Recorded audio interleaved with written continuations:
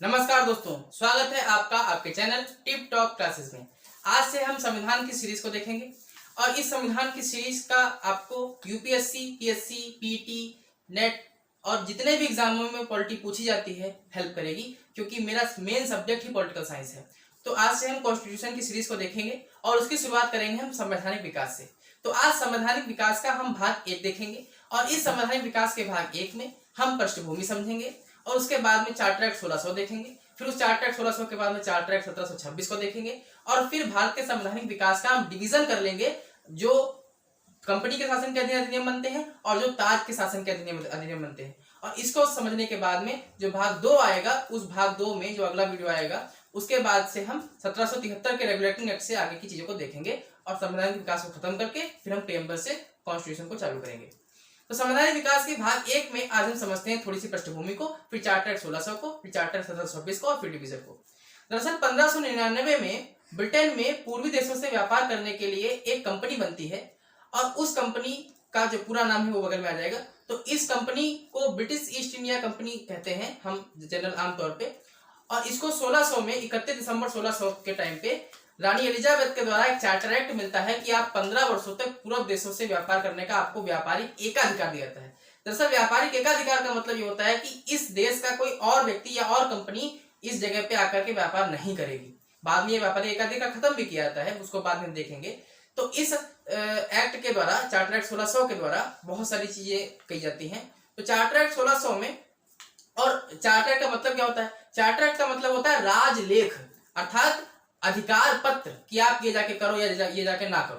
तो charter act 1600 में इस कंपनी के मैनेजमेंट के लिए, अर्थात इस कंपनी के प्रबंधन के लिए 24 सदस्यीय बोर्ड ऑफ डायरेक्टर बनाया जाता है। और इस 24 सदस्यीय बोर्ड ऑफ डायरेक्टर में जो 24 सदस्य होते हैं उनका निर्वाचन, प्रत्येक कंपनी में आपने कुछ शेयरधारक सुने होंगे, तो इस कंपनी में जो 500 पाउंड के ऊपर के शेयरधारक होते थे वो इन 24 सदस्यों को चुनते थे।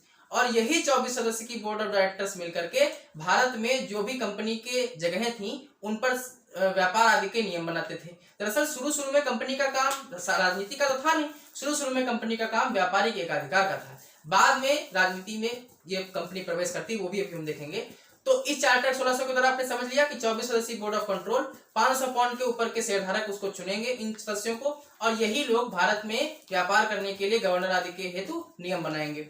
बाद में 1726 के चार्टर एक्ट के द्वारा बंगाल, मद्रास और बंबई, इन 3 प्रांतों के गवर्नरों को खुद कानून बनाने का अधिकार दे दिया जाता है, अर्थात ये अधिकार बोर्ड ऑफ डायरेक्टर से छीन लिया जाता है। और उसके बाद में, अर्थात आपने चार्टर एक्ट 1726 को समझा। उसके बाद में 1757 का प्लासी का युद्ध होता है, फिर 1764 का बक्सर का युद्ध होता है और फिर 1765 में इलाहाबाद की संधि होती है। तो 1765 की इलाहाबाद की संधि के द्वारा इस कंपनी को राजनीति में पदार्पण का पूरा दारोमदार मिलता है बंगाल के मेन रीजनों में। दरअसल 1765 की इलाहाबाद की संधि के द्वारा कंपनी को बंगाल, बिहार और उड़ीसा की दीवानी का अधिकार मिल जाता है, अर्थात राजस्व वसूलने, टैक्स वसूलने का अधिकार मिल जाता है। और इस 1765 के टाइम पे रॉबर्ट क्लाइव के द्वारा बंगाल में द्वैध शासन की स्थापना की जाती है। द्वैध शासन का मतलब ये होता है एक मोबाइल 2 सिस्टम। उसी तरीके से एक राज्य का मतलब पॉलिटी में पूरे देश से होता है, तो एक राज्य 2 शासन। और 2 शासन का क्या मतलब था उस समय? बंगाल में 2 तरीके का शासन होगा, एक राजस्व का और एक निजामत का। तो राजस्व अर्थात टैक्स वसूलने का काम कंपनी करती थी, और जो निजामत का काम था, अर्थात निजामत के काम में अर्थात विकास का काम या सुशासन का काम या पुलिस व्यवस्था चीजों का काम, ये नवाब करेगा। तो विकास आदि के लिए जरूरत पड़ती है वित्त की, और वित्त कौन वसूल रहा है? कंपनी। इसीलिए बहुत सारे क्लासेस आने लगे और फिर भ्रष्टाचार बढ़ने लगा, बहुत सारा भ्रष्टाचार हुआ।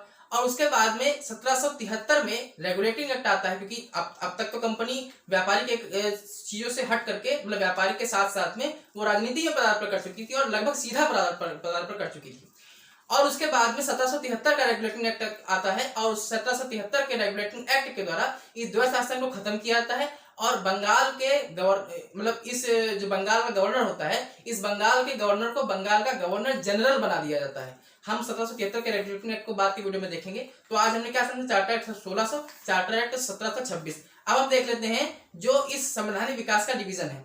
दरअसल कुछ अधिनियम बने हैं कंपनी के शासन के अधीन और कुछ अधिनियम बने हैं ताज अर्थात क्राउन के शासन के अधीन।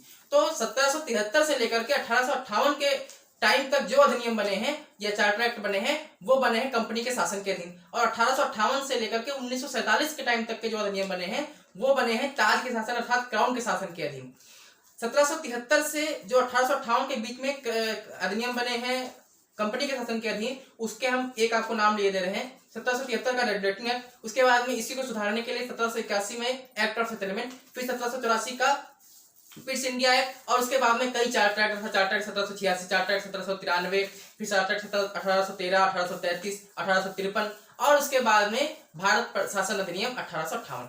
तो बाद में ताज के शासन के अधीन भी अधिनियम बनते हैं, तो उसमें दो आपको याद रखने हैं, भारत परिषद अधिनियम और भारत शासन अधिनियम। तो भारत परिषद अधिनियम बनता है 1858 में, फिर 3 भारत शासन अधिनियम बनते हैं ताज के शासन में।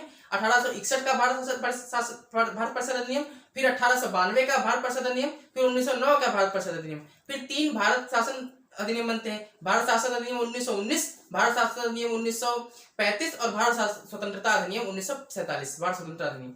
और इस आज हमने क्या समझा, चार्टर एक्ट 1600, चार्टर एक्ट 1726 और संवैधानिक विकास के डिवीजन को। इसके बाद का जो वीडियो आएगा उसकी शुरुआत हम 1773 के रेगुलेटिंग एक्ट से करेंगे।